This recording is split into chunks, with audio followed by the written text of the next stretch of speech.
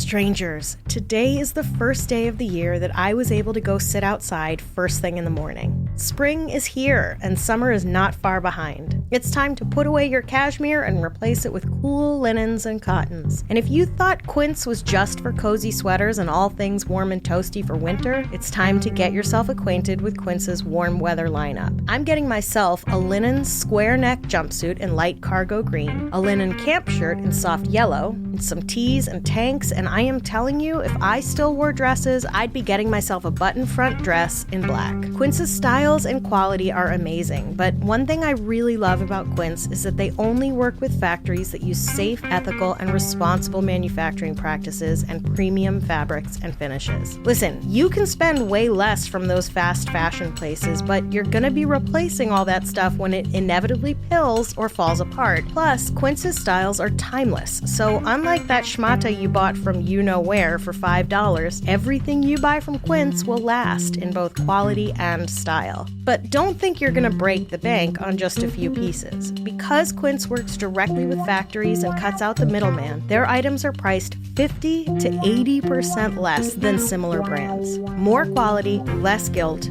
better prices. What more could you want from a clothing company? Get warm weather ready with Quince. Go to quince.com/strange for free shipping on your order and 365-day returns. That's QUINCE.com/strange to get free shipping and 365-day returns. Quince.com/strange.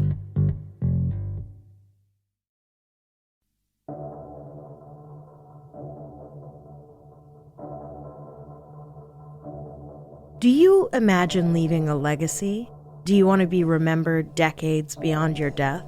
Would you like to know that your contribution could change the lives of millions for generations to come? What if your legacy achieved all that, but still no one knew your name? Welcome to Strange and Unexplained with me, Daisy Egan. I'm a writer and podcaster who is just as suspicious about Western medicine as the next guy, but not suspicious enough to not drink the tap water, if you know what I mean. As with anything, there are good actors and bad actors when it comes to medicine. I'd like to believe that most people who decide to go into medicine do it with good intentions.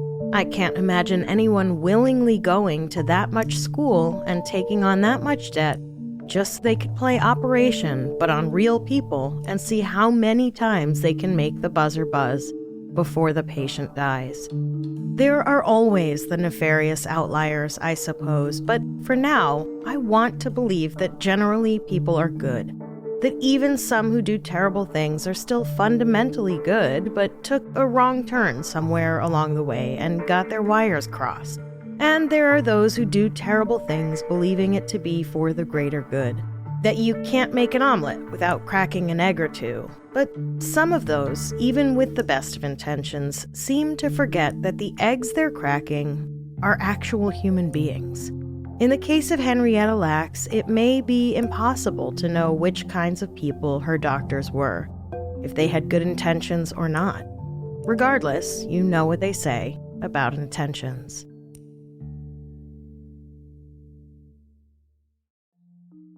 In a small cabin in Roanoke, Virginia, on August 1st, 1920, Eliza Pleasant gave birth to her 10th and final child, Loretta. She died shortly after Loretta was born due to complications during labor. No one remembers how her name changed from Loretta to Henrietta, but Henrietta, or Henny, was what she was called for most of her life. After his youngest child's birth and his wife's death, Henrietta's father, Johnny Pleasant, suddenly found himself the ill-equipped single parent of a brood of 10, and so did what many before and after him have had to resort to. Moved himself and his children to Clover, Virginia, closer to his family for more support and help with the children. Ultimately, Johnny ended up offloading his children onto family members, which frankly was a better choice than a lot of parents in his kind of situation had to make, which was putting their children in an orphanage.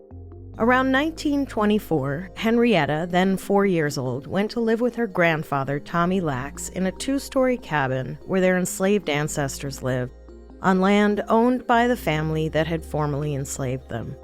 In her new home, Henrietta shared a room with her first cousin, 9-year-old David Day Lacks. And if that makes you uncomfortable, just wait. Henrietta's childhood was relatively normal for kids like her in her day. She and her cousin Day walked 2 miles each way to the segregated school until each had to drop out to get jobs to help support the family. It wasn't tremendously unusual for kids to drop out of school after what we call junior high school or middle school in order to go to work to contribute to their family's livelihood. High school wasn't compulsory yet, and as with many families all over the world today, there was more value in putting their children to work than having them continue their education. Henrietta made it through to 6th grade before needing to drop out to go to work. Day had dropped out some grades earlier. After leaving school, Henrietta worked at a tobacco farm, feeding animals, tending the gardens, and eventually was sent into the fields to tend and harvest the crop. Remember when I said the thing about being uncomfortable that a very young girl was sharing a room with a boy 5 years her senior? When Henrietta was just 14, she gave birth to her first child, Lawrence Lacks, likely in the same room in which he'd been conceived, the bedroom Henrietta and her cousin Day shared. 4 years later, her daughter Elsie was born. Elsie suffered from epilepsy and cerebral palsy, conditions the family would refer to as being different or deaf and dumb. I can only imagine how hard day-to-day life was for the young Lacks family. In 1940, when Henrietta was 20 and Day was 25, the couple married. They would have 3 more children, David, Sonny, in 1947, Deborah in 1949, and Joseph in 1950. Joseph was born just 4.5 months before Henrietta's cancer diagnosis and believed his birth to be a miracle as he grew in the womb with literal cancer cells growing all around him. In the mid-40s, as World War II escalated in Europe, the demand on American manufacturing grew exponentially. Henrietta and her family moved to Maryland to get in on the steel boom brought forth by all the bombing of women and children overseas. Fun fact, war is a great way to boost the economy. Unless yours is the country the war is waged upon, of course.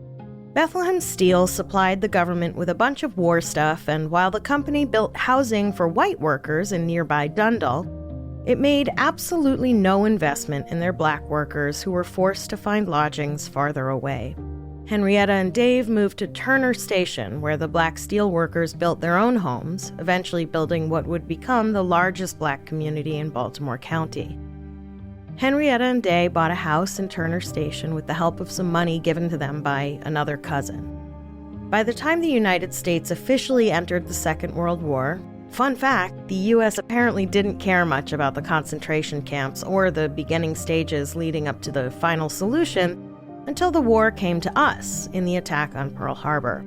The Lacks were living on New Pittsburgh Avenue in Turner Station, Baltimore County, Maryland. Only a few months after Henrietta gave birth to Deborah in 1949, she told her cousins Margaret and Sally about a knot inside her.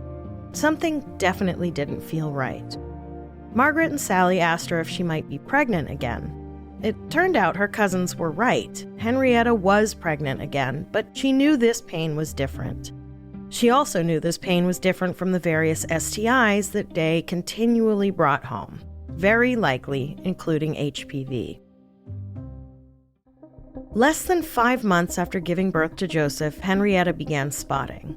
According to Rebecca Skloot's book, The Immortal Life of Henrietta Lacks, during a self-exam, she found what, quote, she expected to find, a lump on her cervix, which is frankly remarkable. A frighteningly large percentage of women today apparently don't know what/where their cervix is. To be fair, of course, Henrietta didn't know what body part she was feeling, but she knew enough to know that whatever was protruding off of it wasn't supposed to be there. Her doctor did a quick exam and, given her medical history, concluded the lump was a syphilis sore. But when she tested negative for syphilis, the doctor was like, this is above my pay grade, and sent her to the gynecology clinic at Johns Hopkins, a 20-mile drive from her home. Fortunately for Henrietta, not only was Hopkins one of the most respected and prominent hospitals in the country, it also happened to be one of the very few hospitals in the city that admitted patients regardless of their race or ethnicity, though in their own segregated sections, obviously.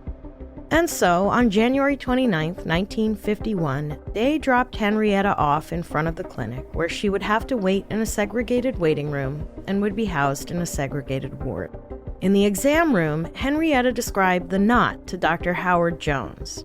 Henrietta, like many women who knew very little about their own biology, had never heard words like cervix or biopsy, but she knew something was wrong. When he examined her, he found the lump where she had described it. Jones treated thousands of patients for cervical cancer, but hadn't seen anything like this lesion. He described it as a, quote, eroded hard mass about the size of a nickel, and shiny and purple, like grape jello. Jones took a biopsy to send to the pathology lab down the hall and told Henrietta to go home and await his call. In his notes after the exam, Dr. Jones included that when she gave birth to Joseph on September 19, 1950, only 3 months earlier, no abnormality was noticed on her cervix. So either the doctors missed it or that tumor had, quote, grown at a terrifying rate.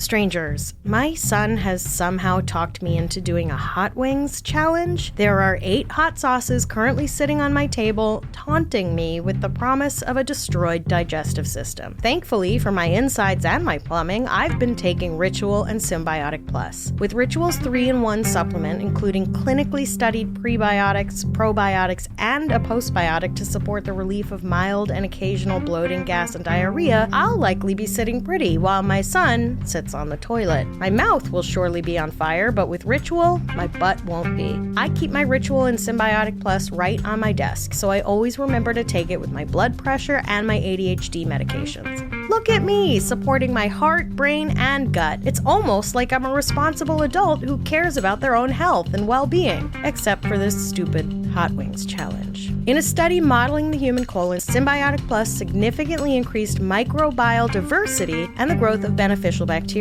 Plus, Ritual not only supports a healthy gut biome, but it also helps support a healthier environment. Ritual uses scientific tools to select lower carbon packaging, prioritize sustainably sourced ingredients, and set ambitious climate goals. There's no more shame in your gut game. Symbiotic Plus and Ritual are here to celebrate, not hide your insides. Get 25% off your first month for a limited time at ritual.com/strange. Start Ritual or add Symbiotic Plus to your subscription today. That's ritual.com/strange for 25% off.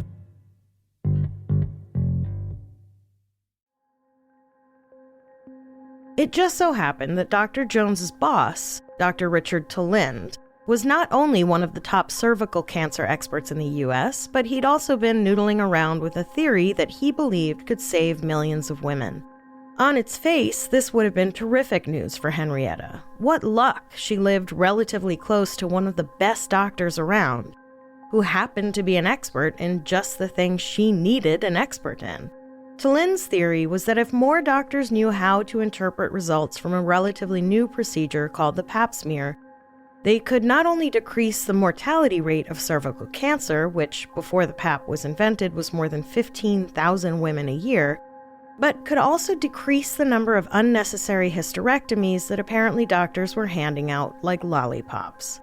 For those of you who aren't of the cervical persuasion, a Pap smear is a test done where they swab the cervix and then test the cells for abnormalities. Apparently, before the Pap, doctors were like, something looks wrong in there. Let's remove the entire thing. It's like taking out the engine because there's an oil leak. But aside from the fact that many doctors still didn't understand how to analyze the results of a Pap smear, a huge majority of women still weren't getting Pap smears. So Talind's idea wasn't exactly revolutionary. He just wanted to make the practice and understanding of Paps more universal to help prevent death from cancer. It's not like he invented anything. He was literally just like, let's use this thing that's already invented. And so, in order to help doctors better identify cancer cells in Pap results, Talind needed cancer cells. So he handed each patient a clearly worded, easy-to-understand consent form so they were aware of what was being done with parts of their body. Ha ha ha ha, JK. He just took people's cells, Like the Hamburglar takes burgers, complete with a robble, I'm assuming. Apparently, it was common practice to treat the hospital's non-paying patients, those who qualified for free treatment, usually black people, like test subjects without their knowledge or consent. Can I get a Tuskegee, anyone? Basically, the attitude was that testing on the patients was a form of payment. They just didn't run any of it by the actual patients involved. It seems that doctors were like, for the privilege of getting medical care, we can do whatever we want to you. Plus, also, the idea of medical consent was newish anyway. It wasn't until the horrors of what Dr. Joseph Mengele did during the Holocaust became public that getting consent from patients became common practice. Still, consent wasn't a legal requirement by 1951, and even in places where it was generally practiced, there were plenty of doctors skirting the law. Dr. Talinde and his department were among them. And Henrietta became an unwitting participant in Talinde's quest for cancer cells, with some of her cells going to the lab for testing and others being put in storage with dollar signs on them. And I'm sure I don't need to point out that none of those dollars ever made it into Henrietta's hands, or for that matter, her descendants' hands, as her cells would go on to make the hospital money for decades.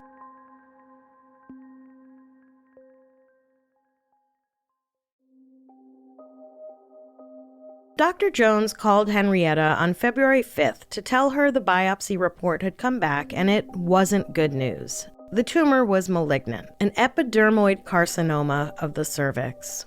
Whether or not she understood the gravity of the diagnosis, I don't know, but Henrietta thanked him, hung up the phone, and continued with her day. What else could she do? The following day, Henrietta took herself back to Johns Hopkins and was admitted for treatment.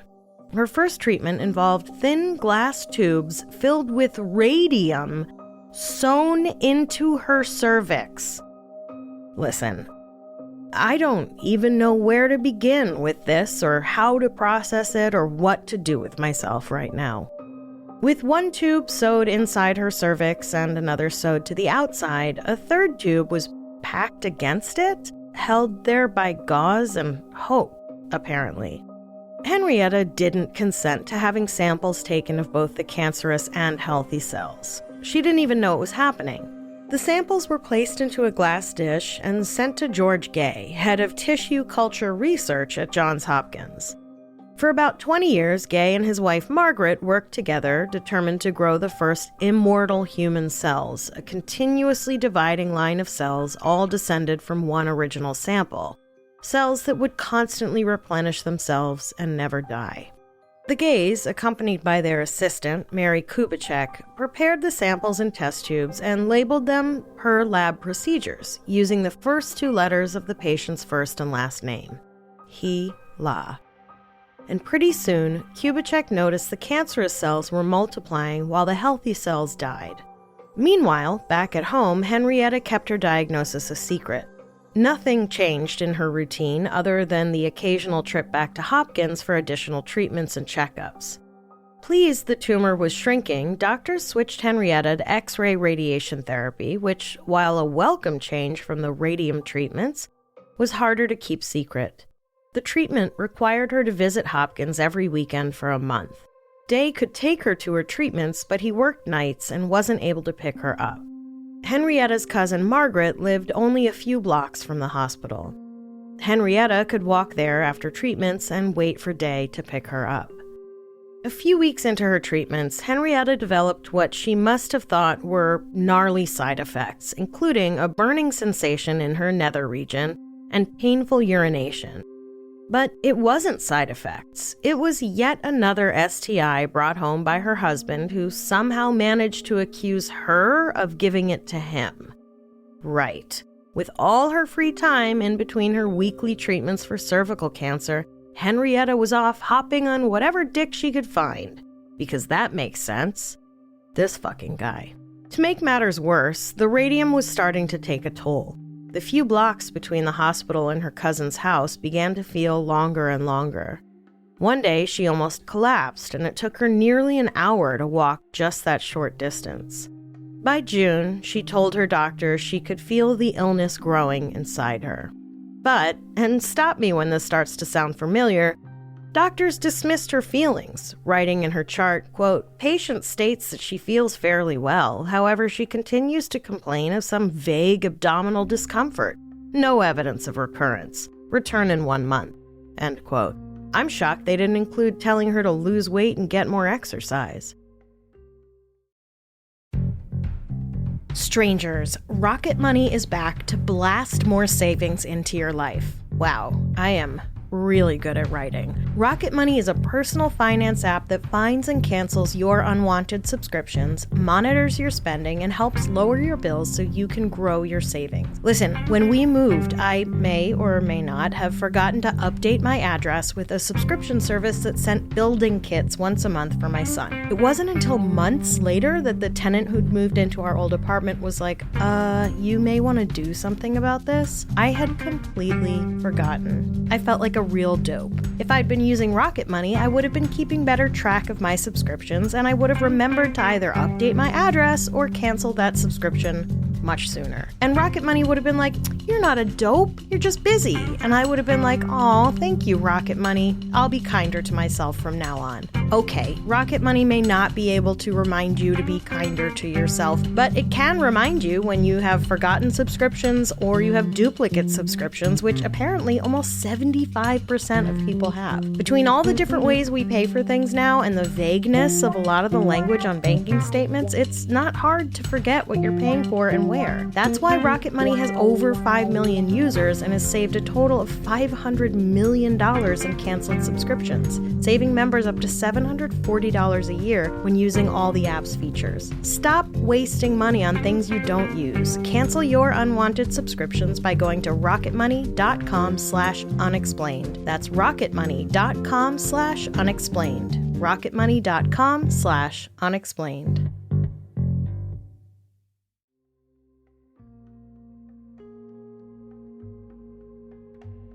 Author and historian Rebecca Skloot found no indication that Henrietta questioned the doctor's opinion, but Skloot does give the doctors way more credit than I think they were due when she wondered whether the doctor was trying to spare Henrietta's feelings by not telling her how serious her disease actually was.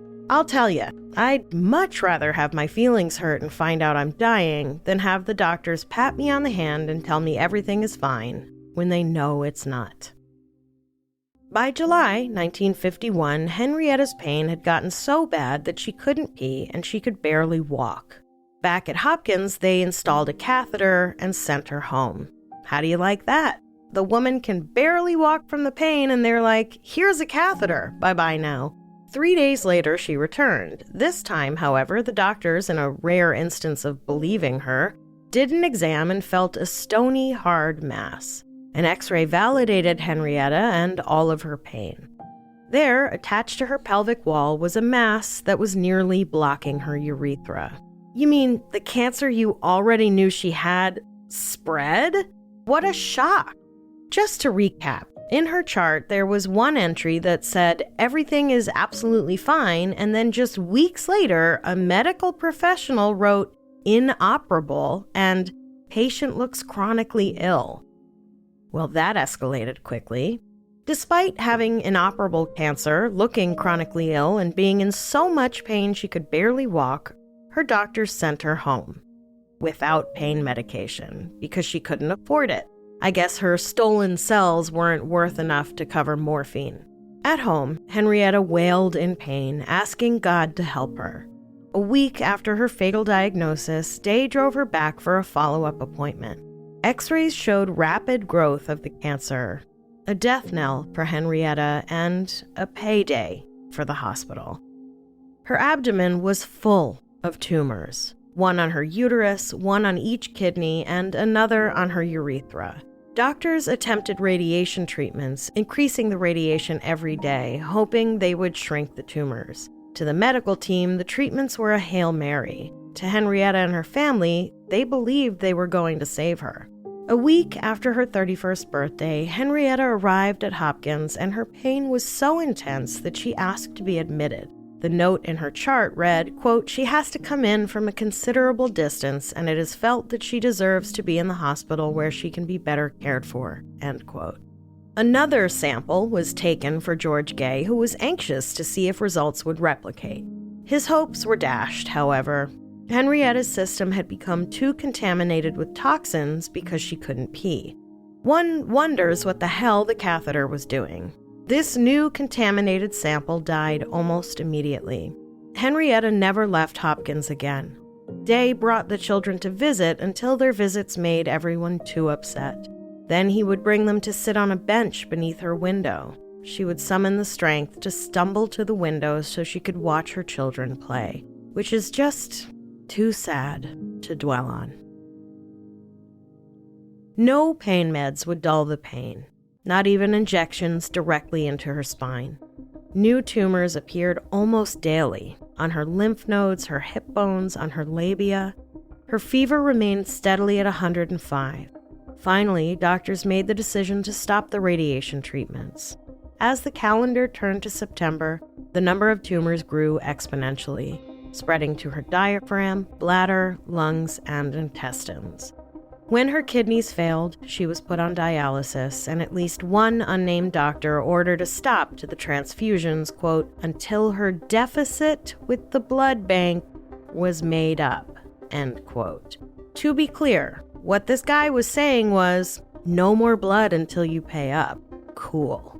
When word made its way around the neighborhood that Henrietta needed blood, her cousin Emmett rounded up some friends. Henrietta had become a de facto big sister to Emmett and some of the other young men who'd moved to their neighborhood. Many of them had called her living room home when they'd first moved and eaten pounds of her spaghetti and buttered bread. Once they started work at the steel mill, Henrietta rode the streetcar with them to ensure they didn't get lost. And until they got paid, she packed them lunches and sent extra food along with Day for snacks. So the men felt they owed her. If she needed blood, that was something they could give her. So, Emmett, his brother, and 6 big steel workers crowded into Henrietta's hospital room, only to see their surrogate big sister now weighed only 100 pounds. They wouldn't stay long, though, as she was hit with an immense wave of pain that sent her body into convulsions, an image that would haunt Emmett for many years to come. The men were escorted down the hall to the room where black people donated blood, because, even their blood was segregated. On September 24, 1951, doctors ordered an end to treatments and essentially put Henrietta into palliative care. A few days later, she turned to her sister Gladys, who'd been sitting by her bedside for days. With tears streaming down her face, Henrietta begged her sister to take care of her children, especially Deborah, only a year old. The last thing she said to her sister was, "Don't you let anything bad happen to them children when I'm gone." That night, Gladys called Day and told him Henrietta was going to die very soon, and her last wish was that her children were safe and sound. Henrietta died on a Thursday, October 4th, 1951. She was 32 years old. There was no obituary for Henrietta. The family couldn't afford one. Her coffin was a simple pine box that was transported from Baltimore to Clover by train. When she opened the coffin to help prepare Henrietta's body for the funeral, her cousin Sadie began to cry, not at the sight of her dead cousin, but at her dead cousin's chipped toenail polish. Henrietta always kept her nail polish perfect. Sadie told another family member, "Lord, Henny must have hurt something worse than death to let her polish get all chipped like that." Henrietta was buried during a fierce thunderstorm that one cousin would later say she should have known was Henrietta trying to tell them something. But how could they possibly know that as they put their beloved wife, mother, sister, cousin, and friend to rest, she would become a legacy none of them were aware of?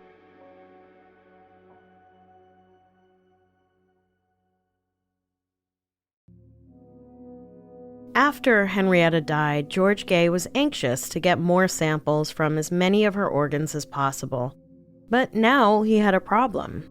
The law was very clear. You could take a person's cells or inject them with whatever without them knowing, as long as they were alive. But once they were dead, you better get permission from their next of kin if you wanted anything from them. Day remembered someone from the hospital calling him, telling him Henrietta had died, and asking his permission to perform an autopsy. He'd said no. They asked again when he had to identify her body, but this time they said the tests they wanted to run might even help his children one day. With that hitting him so soon after losing his wife, he signed the permission form. George Gay's lab assistant, Mary Kubitschek, was sent to retrieve the samples, but froze in the doorway to the morgue. She'd never actually seen a dead body before. Now it seemed she'd have to get pretty intimate with one. Kubitschek's instructions were to get samples from Henrietta's bladder, bowel, uterus, kidney, vagina, ovary, appendix, liver, heart, and lungs, which were all put in petri dishes. Samples from Henrietta's cervix were placed in formaldehyde. It wasn't until she was finished collecting the samples that Kubitschek noticed Henrietta's toenail polish, and for the first time, realized that Henrietta was a person, not just a collection of cells under a microscope lens. Henrietta's official cause of death was listed as terminal uremia, blood poisoning from toxins building up after not being able to pee, which is bonkers when you think about the tumors that had been popping up faster than they could be noted and had grown to the size of baseballs that sat on several of her organs. I'm no coroner, but I'm pretty sure it was the cancer that killed her. Meanwhile, George Gay was busy working on plans for a HeLa factory, a place where they could grow trillions of Henrietta's cells each week. 1951 not only saw Henrietta's death, but also the largest polio epidemic the world had ever seen. Jonas Salk had developed a polio vaccine, but needed to test it before it could be given to polio's target population, children. Henrietta's cells were just the thing he needed. Up to this point, Salk's lab, the National Foundation for Infantile Paralysis, NFIP, had been using cells harvested from monkeys, which came with several problems. The cells were expensive and kept dying in the testing process. In order to complete the required amount of testing to make sure the vaccine was safe, it would cost millions. The NFIP reached out to cell culture experts, including George Gay, for help. By the time he got NFIP's call, Gay had realized that cells harvested from Henrietta grew outside of the environment cells usually needed, and they kept growing at an unusually rapid pace. Basically, he realized they could keep growing cells as long as they had the space and the cell culture medium stuff. In April 1952, George and William Scherer from the NFIP tested Henrietta's cells and discovered they were exactly what Salk needed for his vaccine tests. Charles Bynum, NFIP's Director of Negro Activities, helped establish a distribution center at the Tuskegee Institute in Alabama. Yes, that Tuskegee, to oversee shipping and distribution of the HeLa cells. Side note, Charles Bynum was the first Black Foundation executive in the U.S. and helped funnel hundreds of thousands of dollars into Black education and Black STEM. Once it was up and running, NFIP had 35 scientists and techs, many of them women, producing roughly 6 trillion cells a week. Once the polio labs had reached capacity for Henrietta's cells, the Tuskegee Center began to sell tubes to any scientist interested. If you had $10 or $115 in today money, plus shipping, you could get your very own tube of HeLa cells. Why, at that price, who cares about ethics? Strangers, my favorite sheets are back. Listen, I don't know how Miracle Made does it. I mean, I do. It's silver-infused fabric from technology inspired by NASA. But what am I, an astronaut? I don't know how Miracle Made keeps me cool and dry while keeping my husband snug as a bug. This man sleeps in a full set of fleece pajamas underneath all the covers. Strangers, is he an alien? Should I be worried? Meanwhile, I'm naked as a jaybird, furiously throwing the comforter off, which disturbs the dog, who then gets up and sighs like she has any bills to pay. Speaking of bills, the silver-infused fabric prevents almost 100% of bacteria growth, which means less laundry for you. That not only saves you on laundry bills, but it also saves time. Besides, no one actually knows how to fold a fitted sheet. come on. And because they stay cleaner, Miracle Made sheets prevent the germs that can cause colds and the bacteria that causes acne. Less laundry and less acne? Yes, please. Go to trymiracle.com/strange to try Miracle Made sheets today. And whether you're buying them for yourself or as a gift for a loved one, if you order today, you can save over 40%. And if you use our promo code STRANGE at checkout, you'll get 3 free towels and save an extra 20%. Miracle is so confident in their product, it's backed with a 30-day money-back guarantee. So if you aren't 100% satisfied, you'll get a full refund. Upgrade your sleep with Miracle Made. Go to trymiracle.com/strange and use the code STRANGE to claim your free 3-piece towel set and save over 40% off. Again, that's trymiracle.com/strange to treat yourself. Thank you, Miracle Made, for sponsoring this episode.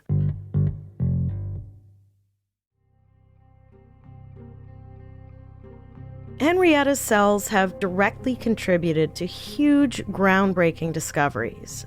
Because of these cells, a new way of freezing and shipping them was devised.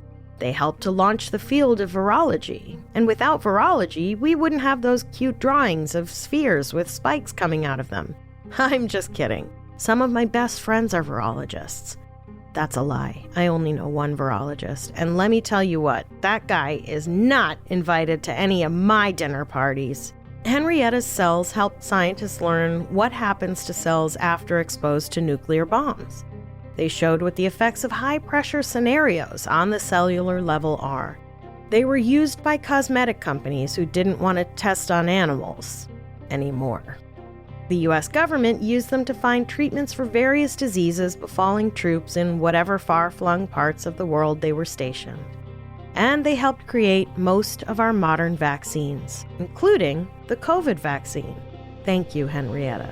3 years after Henrietta's death, one virologist, Chester Southam, working with Henrietta's cells, was like, hey, wait, can I get sick from these cells? And so he injected healthy cells with the HeLa cells.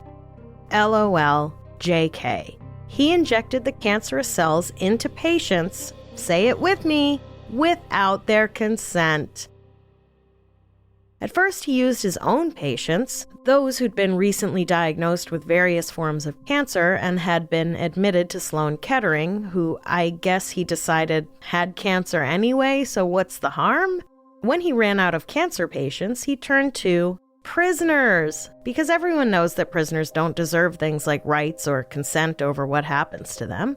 In addition to doctors, prisoners were also at the mercy of chemical companies who wanted to test everything from chemical warfare agents to household cleaners and the impacts of X-rays on the balls for sperm count.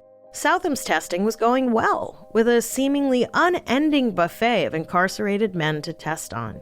It probably would have continued for years if it weren't for 3 Jewish doctors at Sloan Kettering who refused to conduct research on anyone without getting their explicit consent.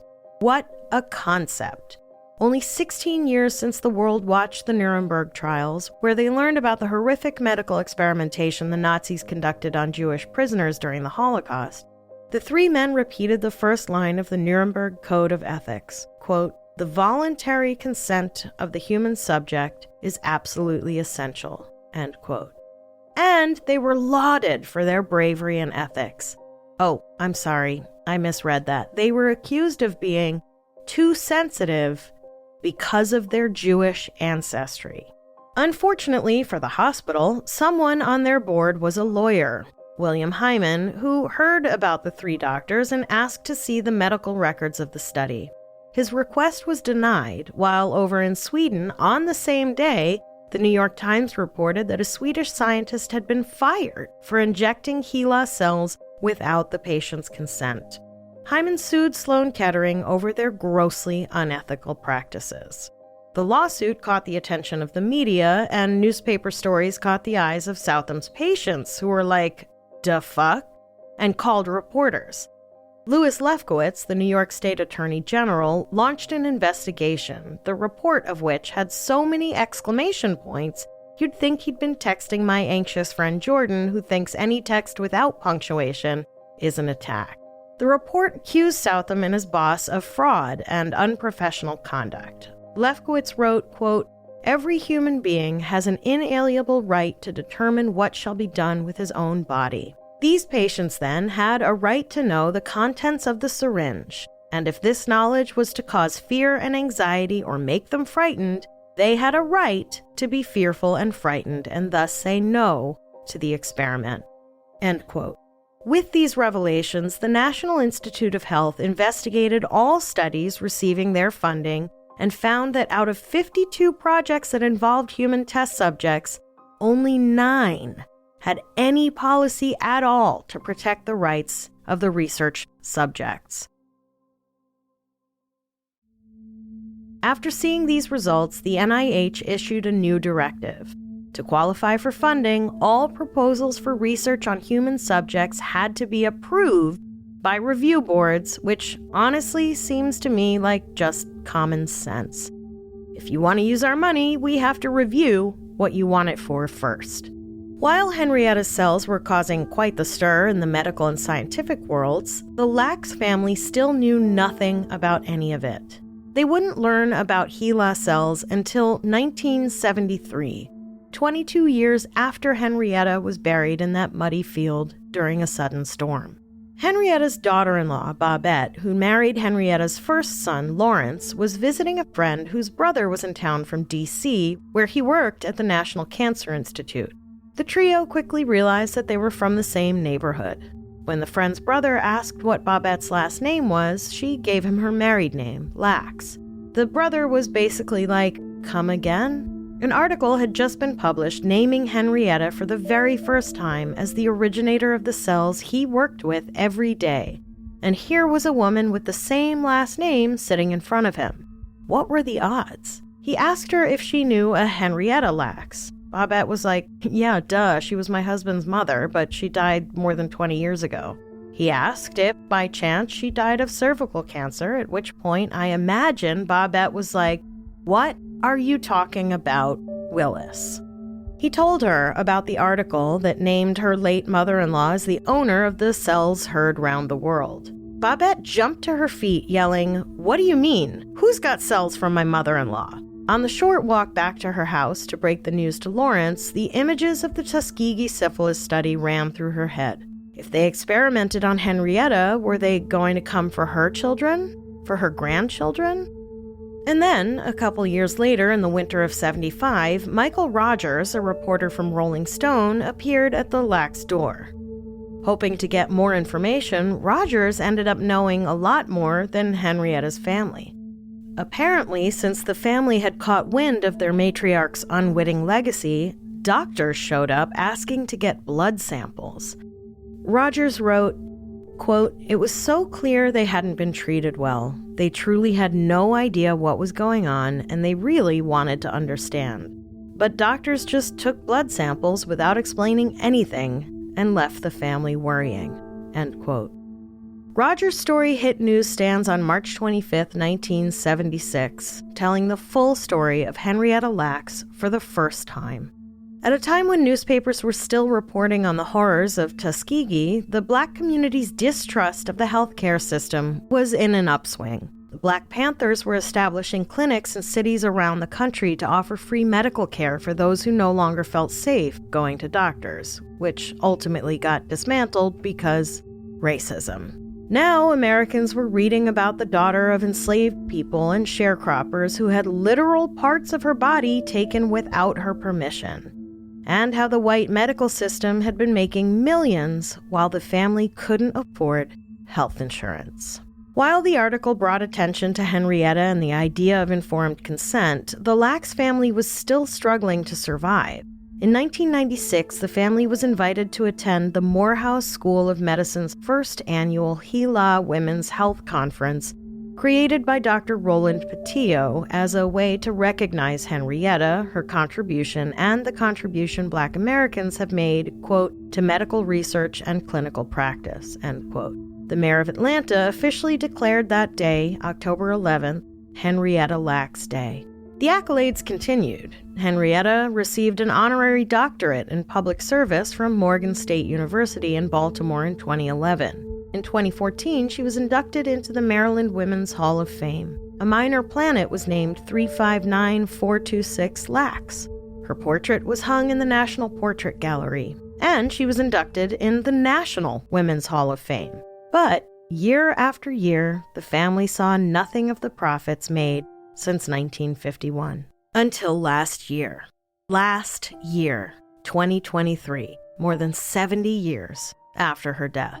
That happened after the family filed a lawsuit in 2021 against Thermo Fisher Scientific Incorporated in Massachusetts, alleging they continued to profit long after the origins of the HeLa cells became well known. Settled out of court and behind closed doors, the amount received by the family was not disclosed, but I'm hoping they now secretly own Massachusetts, and Johns Hopkins, and the moon. On August 1st, 2023, Henrietta's family gathered by Baltimore's Inner Harbor to celebrate the end of their nightmare and their matriarch's 103rd birthday. Henrietta's cells are still being used in labs all over the world and beyond. Small pieces of an honest woman from Roanoke, Virginia, who hoped to find a better life in Baltimore, traveled to every corner of the planet and even voyaged among the stars as part of a mission to the moon. Her cells have allowed innumerable people to conceive a child via in vitro. They even ended up in school labs, allowing students to perform experiments. Like Erica Johnson, who, as she told author Rebecca Skloot, in the late 90s was in her high school biology class when her teacher told the class the cell line they were working with had originated from tissue taken from a woman named Henrietta Lacks. Erica remembered looking down and thinking, "This is my great-grandmother I'm holding in my hand."